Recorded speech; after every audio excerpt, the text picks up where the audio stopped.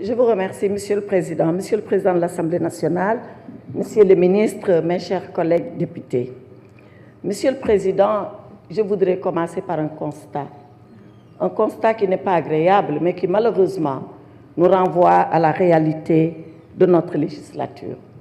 Nous avons inauguré cette législature par 2 négations. Il y a moins d'une semaine, nous avons radié un collègue député, en l'occurrence Barthélémy Diaz. Et aujourd'hui, voilà qu'on nous demande de encore rentrer dans la négation de 2 institutions de la République. Je pense que pour le symbolisme, pour le formalisme, nous aurions pu inaugurer notre législature par des actes positifs et éviter des actes négatifs. Cela d'autant plus que rien, absolument rien, ne nous dicte l'urgence de procéder ainsi. Parce que pendant que nous le faisons, dans la négation des institutions, dans la négation de nos collègues, voilà que la loi de finances initiale, elle nous attend. Les Sénégalais attendent leur budget. Ils attendent de comment ils vont être gouvernés. Ils attendent avec quels moyens ils seront gouvernés. Une loi de finances rectificative également nous attend. Comment avez-vous financé les élections législatives qui n'étaient pas inscrites à la loi de finances initiale de 2024? Voilà les urgences que notre législature avait à régler plutôt que d'entrer dans les négations. Cela était votre choix, nous le respectons, mais nous le déplorons. Cela dit, Monsieur le Président, pourquoi devrions-nous supprimer le Conseil économique, social et environnemental? Et pourquoi devrions-nous supprimer le Haut Conseil des collectivités territoriales? Le Conseil économique, social et environnemental existe depuis 1961. C'est une institution aussi vieille que l'indépendance du Sénégal. Et vous demandez qu'on le supprime. Mais quelle est l'opportunité de le supprimer? On nous dit, et je reprends l'exposé des motifs.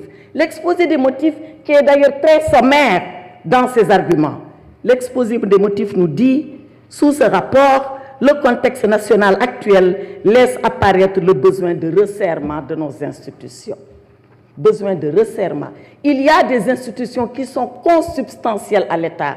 Il y a des institutions qui sont vitales à la démocratie. Il y a des institutions qui sont tout simplement nécessaires pour le dialogue que nous devons avoir, les institutions et les citoyens. C'est le cas du Conseil économique, social et environnemental. Et on l'a dit ici du haut de ce pupitre pour que je ne le répète pas. Je voudrais tout simplement reprendre l'honorable député Tafsir Choy. Qu'est-ce qu'il a raison de dire si le président, si le gouvernement pense que le Conseil économique, social et environnemental n'est pas nécessaire? Qu'a-t-il à recevoir les patrons?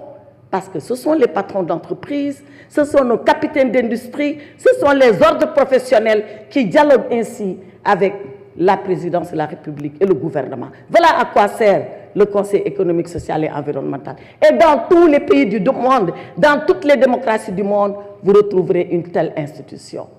Le Haut Conseil des collectivités territoriales, qui est la chambre de dialogue, de discussion, de débat et de proposition avec les territoires. C'était le parachèvement de la loi de décentralisation de 1996.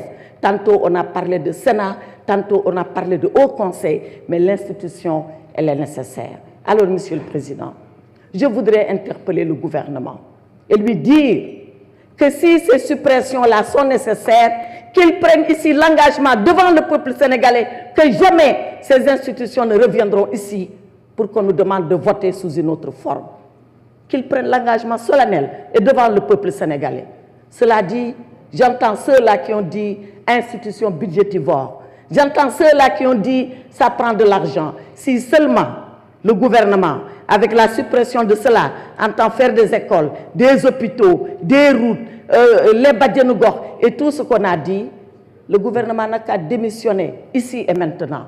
Parce que le propre d'un gouvernement, c'est d'avoir ces institutions et de conduire la politique de développement au profit des Sénégalais. Les deux ensemble et en même temps, comme l'a fait pendant 12 ans le président Macky Sall à la tête de ce Sénégal. Je vous remercie, Monsieur le Président.